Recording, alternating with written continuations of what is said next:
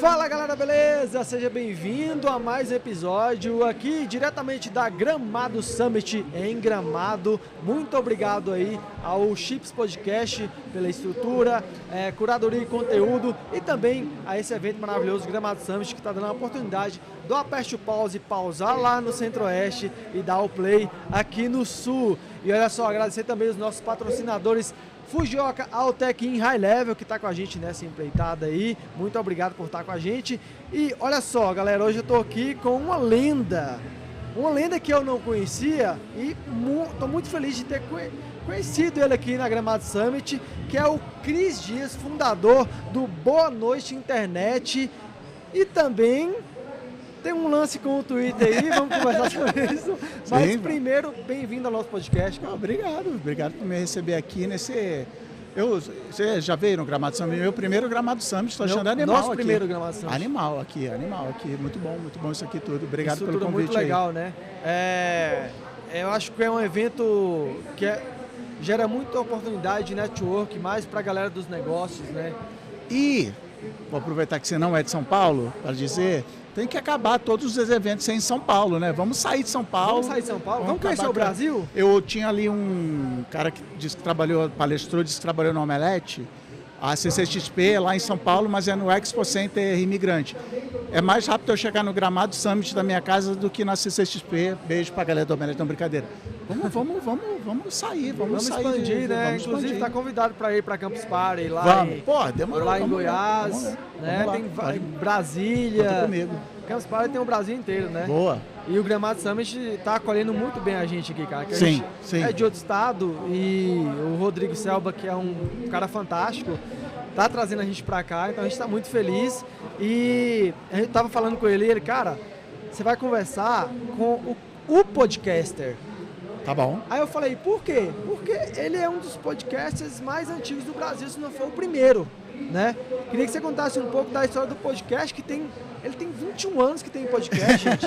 Então, assim, quem está começando agora na área dos podcasts não sabe o que é podcast, né? Então, eu queria que você contasse um pouco da sua história como podcaster. Boa. Meu primeiro podcast chamava Radar Pop, ele é de novembro de 2005. Já tinha gente fazendo podcast no Brasil nessa época, mas nenhuma dessas pessoas seguiu fazendo, né, abandonou em algum momento. Então eu gosto de dizer que eu sou podcaster há mais tempo em atividade, junto com o Alexandre Maron, que é meu cunhado, meu amigo e era meu parceiro no Radar Pop e hoje é sócio na Ampere. A gente tem um estúdio criativo que fazia, entre outras coisas, podcast. Mas era áudio e até pelo nome era uma coisa supostamente para se ouvir no iPod. Aham. Só que aqui no Brasil, quem tinha iPod, e era a época que o iPod só funcionava no Mac. Então você tinha que ter um iPod e tinha que ter um Mac. Ninguém tinha, não tinha nenhum dos dois. Então ou você ouvia no site, entrava, né, no site, dava play, que era como a maioria das pessoas ouvia, mas para você ouvir na rua, você tinha que usar aqueles MP4, sim, que era o pendrive, o meu era da marca, acho que era Foston. Foston tinha um LCDzinho, ele era um pendrive, e não lembro quantos megabytes tinha, eu tinha que arrastar o arquivo de... 2000 quanto? 2005, 2006. 2005. Gente, 2005, quem tinha um MP3 de 1 GB era rico. É patrão. Era patrão. Era tipo quem tinha um iPhone. Isso. E aí saía pela rua ouvindo. Então a gente fazia em áudio. E meu primeiro podcast, esse Radar Pop, eu dou risada hoje porque ele era um programa de rádio no MP3 no sentido de que, tipo assim, tinha quadro, agora a música da semana, não sei o quê. E aí a gente foi entendendo o formato e tal. Não, peraí, não precisa ser igual ao rádio, vamos inventar o jeito e tal. E era muito legal porque a gente meio que inventou, né? A gente fazia o que a gente não tinha um livro, lê isso aqui e agora você vai fazer. Então, assim, eu gostava muito. E como que era a divulgação dos episódios para mais pessoas ouvirem? Como que era? Tinha uma plataforma? Blog? Não, tinha um site, né? Mas assim, era na época baixava o arquivo ou dava play no site. Assim, todo mundo que participava tinha blog na época. E foi em 2006, em junho de 2006, começou o Twitter. Então, aí, lentamente, pelo Twitter, a gente começou a não só divulgar o podcast, como conhecer outras pessoas para chamar para entrevistar e tal. Sempre foi Boa Noite Internet? Não, na época era Radar Pop, era outra coisa, outro formato. Radar outra coisa. Pop? Radar Pop. Radar Pop. E aí eu... Eles falavam de quê? Cara, falava de meio que você, assim, se for games, assim, cultura pop, cinema, televisão, série e tal. Que basicamente, acho que todos os podcasts na época, tipo, o Nerdcast veio, sei lá quanto tempo depois, mas veio logo depois. Era meio... Para quem conhece o Nerdcast, era razoavelmente parecido com o Nerdcast. Eu cheguei a participar de vários Nerdcasts. E aí, quando veio o Twitter, você começou a divulgar vocês começaram a divulgar no Twitter. E aí eu participei do Braincast, e aí em 2018 eu fiz o Boa Noite Internet. E tem uma história muito legal aqui, galera, que o primeiro tweet do Brasil... Olha só. Foi esse cara aqui que tweetou. E foi uma mensagem muito inspiradora, não foi? Pô, que bom que você achou ela inspiradora. Ela era testando. Eu li sobre o lançamento, novo site, nova rede social e tal. E o que eu achei muito legal do Twitter é que o jeito que o jornalista explicava o Twitter era pelo menos na minha memória, era mais ou menos assim.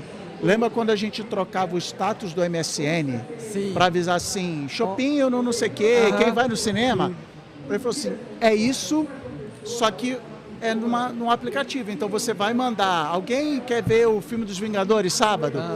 E aí toda a sua rede recebe um SMS, porque na época era por SMS. Eu não tinha iPhone, eu tinha aquele Nokia chocolatinho assim, T9, aquele T9. E aí todo mundo vai receber um SMS dizendo que você quer ir no cinema. Aí quem quiser ir no cinema ou não, tipo, te manda vai marcar. Então ele começa muito com essa coisa de uma conexão offline, usando o telefone para mandar aquela mensagem, e aí você marcar o cinema, sei lá o que você vai fazer, o barzinho e tal. Então eu achei essa ideia muito legal. Pô, legal, mas eu preciso testar, porque aí era um SMS, eu podia usar pelo site, e na época nem chamava Twitter, era TWTTR, era Twitter sem as vogais. Aí eles se tocaram que era horrível de escrever e chamaram de Twitter meses depois. Aí eu falei, não, vou testar pelo SMS. E aí era um SMS que eu mandava para um número internacional. Eu lembro até hoje, custou 25 centavos eu mandava uma mensagem. E eu digitei testando, aí abri o site e vi que a mensagem estava lá. Então o meu segundo tweet funciona, ponto de exclamação. Funciona. E aí, porque eu vi que funcionava, eu mandava para 2006, explodir a cabeça. E aí foi ali que começou, aí eu comecei a chamar meus amigos e tal, a gente começou a entrar. E como você conheceu o Twitter? Eu era cronicamente online. Eu acho que foi no TechCrunch, um site de tecnologia. Site de tecnologia que divulgou o novo site dos ex-funcionários do Google, não sei o que lá. E eu falei, cara, animal, esse é diferente do... Na época, acho que nem sei se já tinha Orkut, mas enfim, as redes sociais da época. Eu falei, essa aí é legal. Olha, galera, tá vendo aí um ícone do Twitter aqui com a gente. E já partindo para essa parte de mensagem, a gente falou aqui no backstage do iMessage, né? Que o iMessage é muito mais popular lá nos Estados Unidos do que o WhatsApp, né? Sim. Queria que você falasse sua experiência lá nos Estados Unidos. Você morou 1 ano e meio nos Estados Unidos? Morei 1 ano e meio nos Estados Unidos, 1 ano e meio no Canadá. Mas mais marcante do que isso, aqui em 2013, eu fui trabalhar na empresa que hoje se chama Meta, na época chamava só Facebook. Fui trabalhar na área de criatividade e tal, cuidava da América Latina e tinha muitos colegas de trabalho americanos, na época chamava Facebook ainda. Chamava Facebook ainda. Mudou em, 2021 talvez. E era muito curioso conversar com os gringos e ver como eles não faziam a menor ideia de como a cultura digital brasileira era completamente diferente. Acho que o episódio mais marcante foi... Eu tinha ali em 2017, 2018, eu tinha um chefe americano, o Adam, gente boa pra caramba, ele veio no Brasil, e aí eu e uma colega brasileira fomos com o Adam num cliente. Sim. E aí na saída, era a Fernanda, a gente entrou no carro da Fernanda, e ela falou assim, galera, rapidinho que eu recebi um WhatsApp da minha terapeuta, eu vou ouvir aqui. E aí o telefone dela estava conectado no som do carro, ela deu play, e era tipo a terapeuta dela querendo remarcar a consulta e tal.